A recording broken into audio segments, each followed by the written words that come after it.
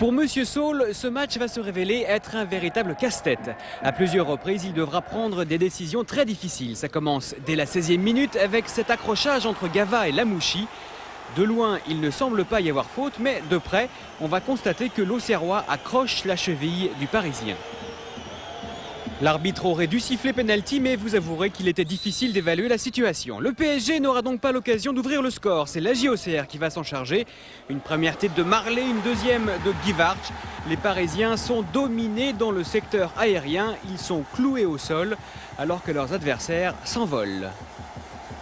Quelques minutes avant la mi-temps, la défense du PSG se laisse déborder. Diomède a plusieurs solutions. Il choisit le second poteau et le pied droit de Steve Marley.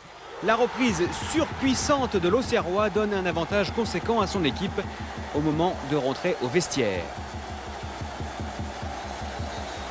Ricardo décide alors de faire rentrer Paul Le Guen. Le choix est judicieux car le défenseur se transforme en excellent passeur. Simonet est un superbe finisseur. Il marque le premier but parisien et se précipite pour ramener le ballon dans le rond central. Il sait que tout est encore possible.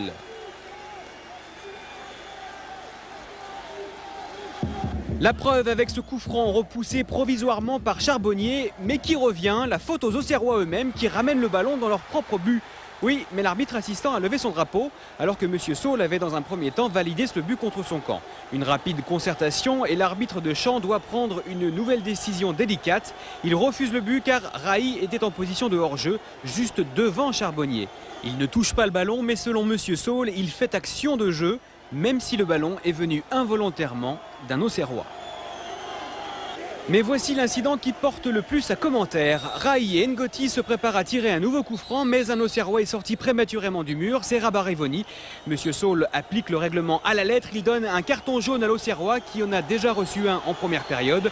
Il est donc expulsé. La sanction est très sévère, d'autant que Rabarevoni pourrait avoir été berné par une feinte de Raï, mais là encore c'est très difficile à dire. Réduits à 10, les Auxerrois vont sombrer lentement dans cette fin de rencontre avec tout d'abord cette reprise fantastique de Florian Maurice. L'ancien Lyonnais marque son deuxième but en 2 journées et celui-ci vaut vraiment le coup d'œil. De partout, le but de la victoire parisienne sera inscrit par Raï sur un corner de Le Guen. Quelques minutes de la fin du match, 3-2, Paris revient de très loin et M. Saul a bien mérité 1 ou 2 aspirines.